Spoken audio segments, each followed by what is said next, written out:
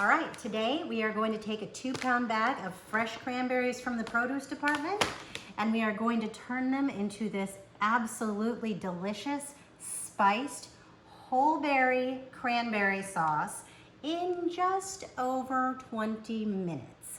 I will also show you how to reduce the sugar in the recipe without sacrificing flavor, why you want to add spices into it to enhance it, when to add them, how to wash your berries, all that good stuff.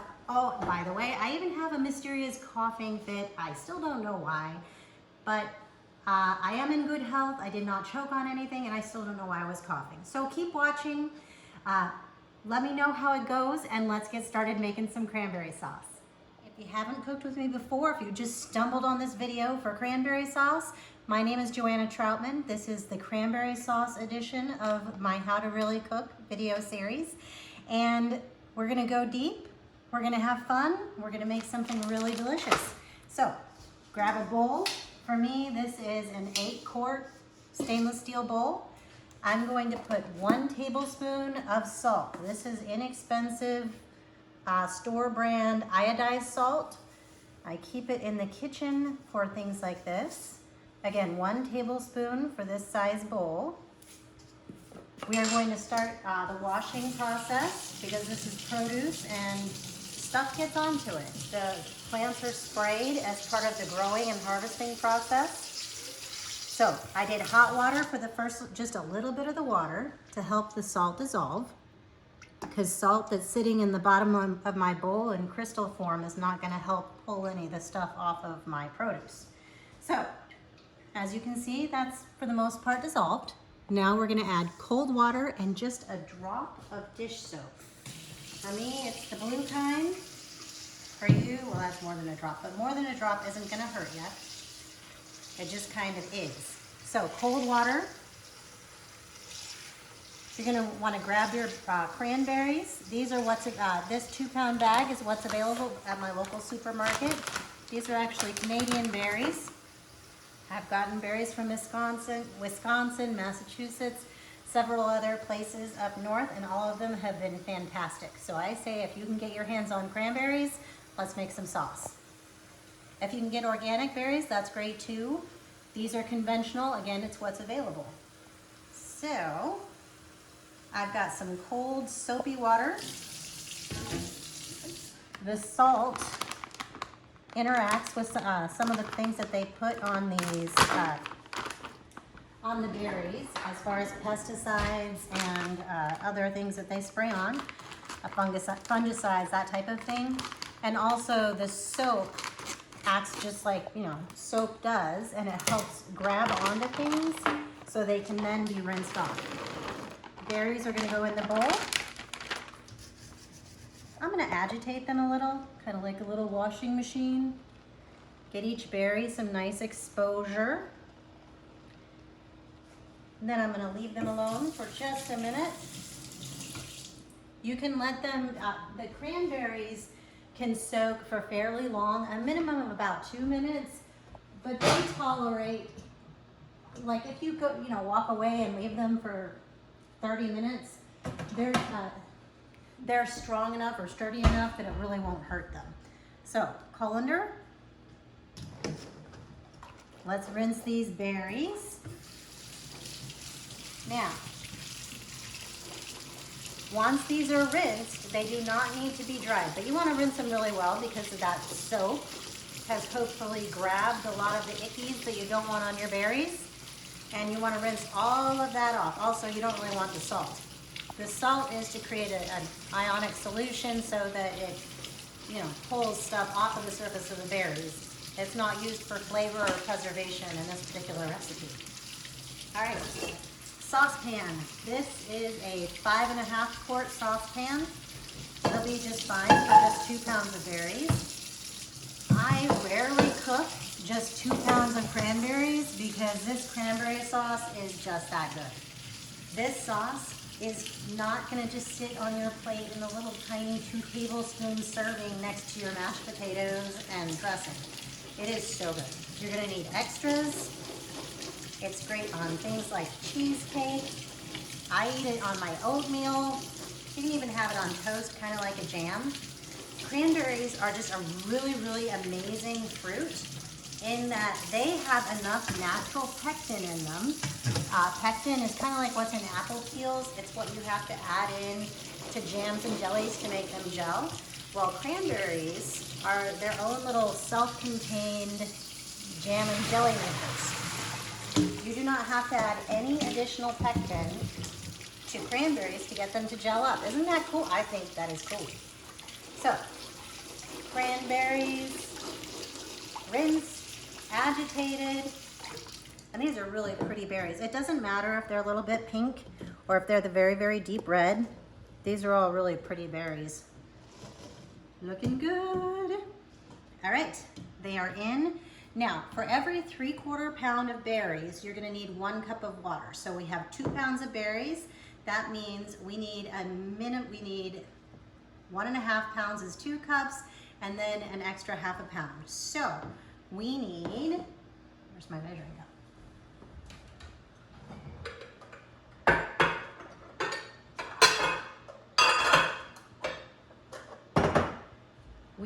Let's start with our 2 cups. And we're gonna need basically another 2/3 of a cup on top of the 2 cups. So 2 2/3. And you may wanna be a little bit generous on this because the extra water will simply cook off. As you can tell, I did not do the full, yeah, see, I'm over on the 2/3 on this one. You don't need to be super precise on this because you are cooking it with a heat process. That heat process will cause the excess water to evaporate. Basically, you need these berries to be kind of swimming around in here so they don't burn and scorch to your pan. Scorched cranberries are no good and they're really awful to try and clean out. So we're gonna take our berries, move them over to the burner. Next, we are going to add, we'll start with our sweetener, which for every 3/4 pound of berries, it's 1 cup of sugar. I'm going to use a combination of liquid stevia and sugar. I'm going to put in 1 cup of sugar and then 1.5 teaspoons of stevia, which gives me roughly almost 3 cups of sweetener. Well, no, it's a little bit over 2.5 cups of sweetener if you are using straight white sugar. Some people use maple syrup, some people like honey. I'm going to use white sugar because it is very easy to measure and easily accessible. And then to reduce the overall sugar, I use liquid stevia. This is my preferred brand, but whatever you can get is worth a shot. The rough conversion for stevia when you're using a liquid extract is 1 teaspoon liquid extract per every cup of sugar. So let's get started. I have a 1/2 cup measuring cup. I'm gonna do 2 1/2 cups of sugar. I'm gonna sprinkle it around the top to get my 1 cup of sugar. Now you can try this with just stevia. I often do that myself, but a lot of people, if they're just looking to reduce the sugar, you can mix the two to make it the flavor sugar level balance that works for you. All right, 1/2 tablespoon is the same as 1.5 teaspoons, so I'm gonna go ahead and use that to measure my stevia. Clock is ticking. I'm gonna turn on the burner. I'm gonna go on medium on a gas range. You might wanna go medium, medium-high on an electric conventional oven. Gas ranges tend to run hotter. Next, we're going to do our little spice blend. If you're having fun with this video, go ahead and give it a thumbs up and definitely subscribe for more because I pretty much teach everything the same way. So if you're liking getting the way I'm teaching it, talking about what's in it, you're gonna like the other videos too. Let me know how this goes for you in the comments. If there's something you'd like to see me do more of or wondering why I'm doing something, please let me know. I like to read those and I do respond. So for spices, because cranberry sauce is good, but spiced cranberry sauce is amazing. It's amazing. It takes, I don't even touch the canned stuff if I can help it. All right. Excuse me. I got so excited. All right, that was allspice, whole berry, a whole berry of allspice, half a tablespoon. This is an oversized tea ball. If you have the regular size, go ahead and use that. You won't be able to fit your cinnamon sticks in it, but that's okay. It'll still get some of your spice. If you don't have any of it, you just end up, sometimes you have to fish out the bigger items like your cloves and your cinnamon sticks. Half tablespoon of cloves. You can go a little lighter on that. Cloves are very strongly flavored. And goodness, for citrus, this is organic orange peel.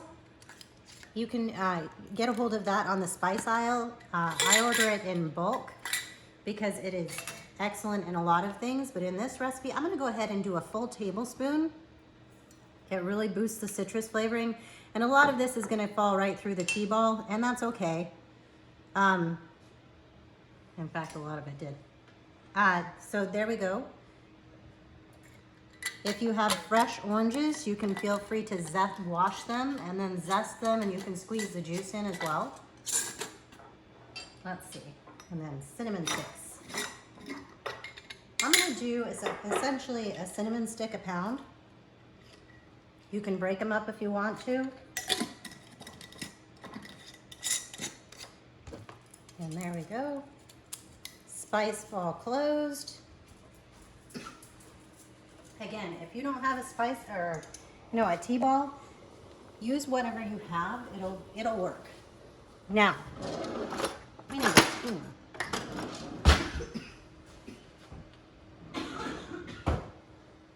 Goodness. A stirring spoon. I'm gonna kind of see how you can see the sugar coating the berries. I'm gonna kind of mix them around so everything gets some of that sugar.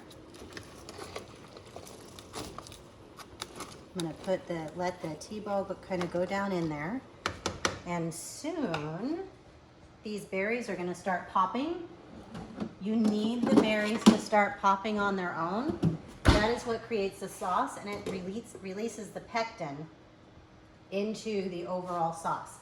I went ahead and again used an offset lid, not straight on, but having the lid part of the way on insulates and keeps the heat in the pot.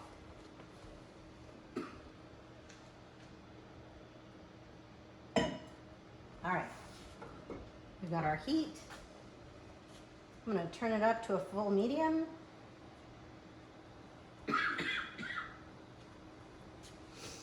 And we're gonna wait for them to start popping. I don't wanna stir it again until I actually get a pop. It's gonna come. As the water boils, it starts agitating the berries, which will then cause them to burst and release their flavor. Now, this will be a whole berry sauce. If you want that ultra smooth texture, closer to a jellied cranberry sauce, what I would do is go ahead and just run it through a blender to get it to be smooth. A traditional way to do it is to then run it through a food mill or strainer type of thing, but then you lose a lot of the skin and seeds, which are nutritious and good for you. So I say eat it whole berry, or if you want that smoother pureed. I don't know why I'm coughing. But if you like the smoother puree, go ahead and use your blender rather than get rid of any of your, the extra stuff. All right, if you're gonna use an orange, I got rid of a lot of my soapy water. I'm just gonna use some dish soap on this and scrub the outside.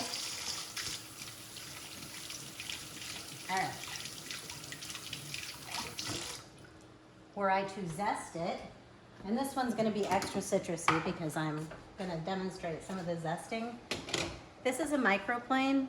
You can get much fancier microplanes. This is a simple one that I picked up at the grocery store just to kind of see if it was any good, and it's great. Yes, I know there's nicer ones out there, but this inexpensive one, again, from the grocery store. You know how they tend to have a few cooking tools? It works fabulously. You need to be very careful with your fingers.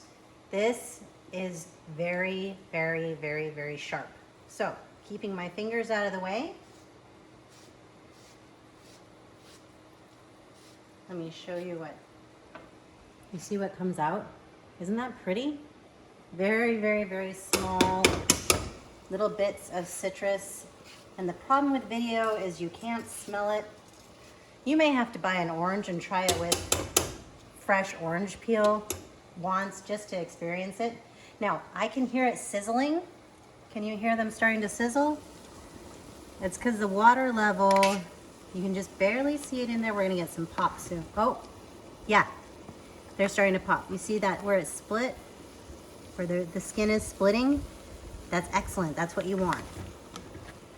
Now, as the skin splits and these berries burst, the pectin that is part of the fleshy part inside starts dissolving into the water that creates the sauce.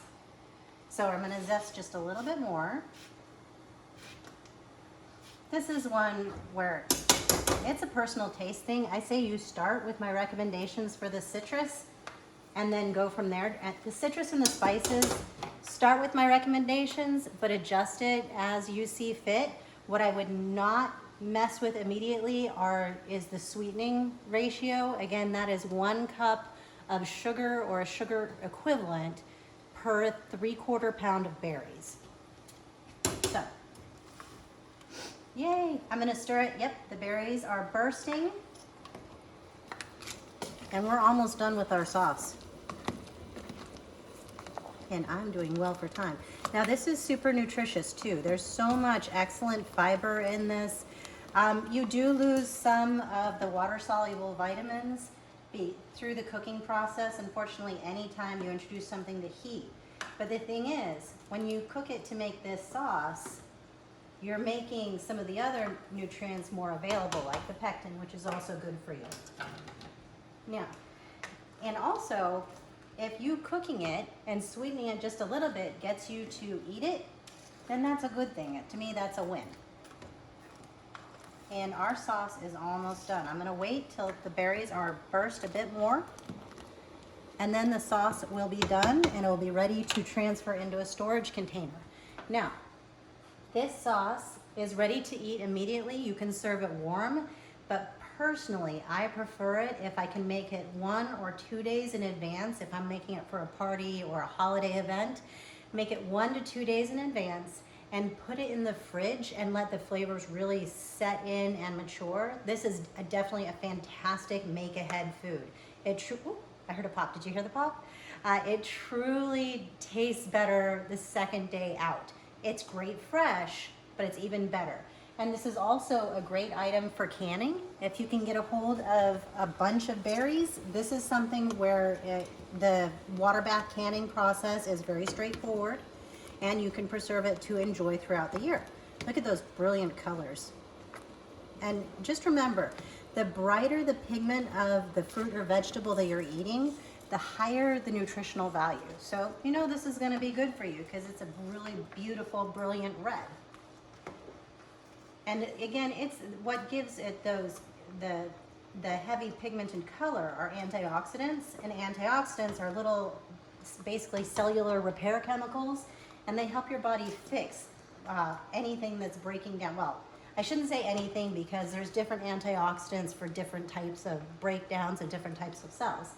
But the wider variety of these bright colors that you can eat, the better chance you have at being able to keep your body fixing itself as you go.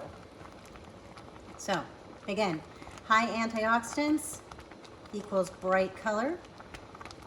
Bursting berries means the pectin is being released. Pectin means we don't need to add anything to it to thicken it up. So I'm gonna let this cook just a hair longer to get some more of these berries cooked.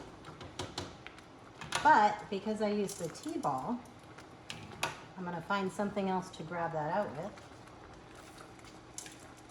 Might be able to hook it with that, yeah. Well, once it cools, so let the T-ball cool in your sauce. I'm gonna turn off the heat now. And you can take the flat of your spoon and manually burst a few more of the berries. And they'll continue to burst as your sauce cools. And at this point, if you'd like, you can run it through a blender, but I prefer it to have the chunkier texture. And you have made whole berry, reduced sugar, spiced cranberry sauce from scratch. You took a bag of fresh cranberries and made a stunning holiday side dish in less than an hour, way less than an hour. So, next time you're eyeballing the cans of cranberry sauce in the aisle and you see the bag of the fresh berries in the produce department, no, I gotta grab the bag of fresh ones. They're only here for a short time every year and I can make this, right? This was very doable. Look at this. If you look now, you'll see that other than the fact that it tends to not be as bright red, and my time from start to finish, I have I'm in less than half an hour. This is easier than I thought it would be. So let me grab a bowl to store this in, so I will be ready.